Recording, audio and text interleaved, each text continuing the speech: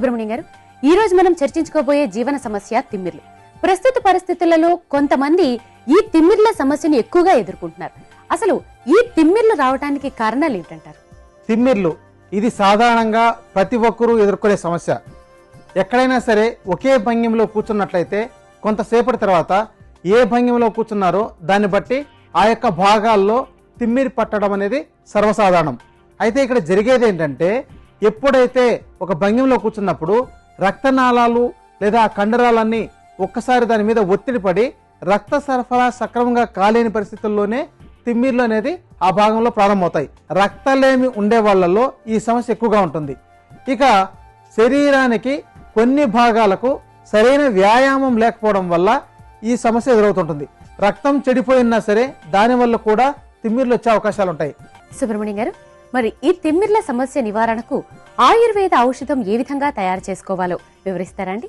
తిమ్మిర్ల సమస్య ఉన్నట్లయితే ముందుగా రక్త పరీక్షలు చేసుకొని రక్తంలో సరిపడినంత హిమోగ్లోబిన్ ఉందా లేదా, తెల్ల రక్త కణాలు, ఎర్ర రక్త కణాలు, ప్లేట్లెట్స్ ఇవన్నీ సక్రమంగా ఉన్నాయా లేదా పరీక్షించుకోవాలి. తిమ్మిర్ల సమస్య తగ్గించుకోవడానికి మన ఇంట్లోనే తయారు చేసుకునే ఔషధాల్లో బాగా ఉపయోగపడే మంచి ఔషధ మూలిక ఆముదపు గింజలు. ఆముదపు గింజల్ని 100 గ్రాముల మోతాదులో తీసుకోవాలి. వీలైతే దీన్ని కచ్చాపచ్చగా దంచుకుంటే చాలా బాగా పనిచేస్తుంది, లేదా మూలికలన్నింటినీ కలుపుకున్న తర్వాత కూడా దంచుకోవాలి. ఇప్పుడు ఔషధం తయారు చేయడానికి తగిన మోతాదులో కొన్ని వేస్తున్నాం. తర్వాత కావాల్సిన మంచి ఔషధం వెల్లుల్లి. వెల్లుల్లిని చూడండి, ఈ విధంగా రెబ్బలుగా బాగా ఒలుచుకోవాలి. ఒలుచుకున్న తర్వాత 100 గ్రాముల మోతాదులో తీసుకోవాలి. ఇప్పుడు ఔషధం తయారు చేయడానికి తగినంత వేస్తున్నాం, గమనించండి. దీని తర్వాత కావాల్సిన మంచి ఔషధం వావిలాకులు. పచ్చిదైతే కనీసం 150 గ్రాములకు పైగా తీసుకోవాలి. ఎండిన చూర్ణం అయితే 100 గ్రాముల మోతాదులో తీసుకోవాలి. ఇప్పుడు ఔషధం తయారు చేయడానికి తగినంత మోతాదులో వావిలి చూర్ణం వేస్తున్నాం. దీని తర్వాత కావాల్సిన మంచి ఔషధం నువ్వుల నూనె. మొత్తం మూలికలు 300 గ్రాములు, నువ్వుల నూనె 300 గ్రాములు, మొత్తం కలిపి 600 గ్రాములు అవుతుంది. దీనికి 4 గింతలు నీటిని తీసుకోవాలి, అంటే 2 లీటర్ల 400 మిల్లీలీటర్లు. ముందుగా ఈ యొక్క మూలికల్ని కచ్చా పచ్చాగా దంచుకోవాలి, అంటే చిన్న చిన్నగా అయ్యేటట్టు.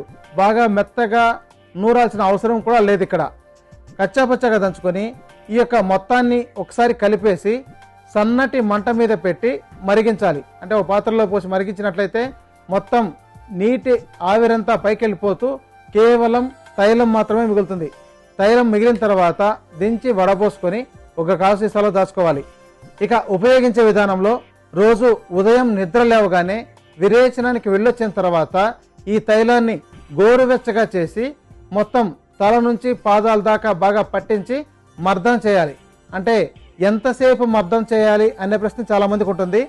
మర్దన చేస్తున్నట్లయితే మీ శరీరంలో చెమట పట్టి చెమటంతా వచ్చేస్తుంటుంది. చెమట బాగా వచ్చేంత వరకు మీరు మర్దన చేయాలి. కనీసం అరగంట నుంచి 30 గంట సమయం తీసుకుంటుంది.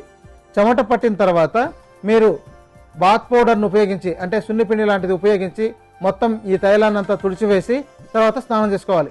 ఇలా రోజు చేస్తున్నట్లయితే ఒక నెల రోజుల తర్వాత పరిశీలించినట్లయితే మీకు తిమ్మిర్ల సమస్య అనేది ఉండకుండా వెళ్ళిపోయి ఉంటుంది.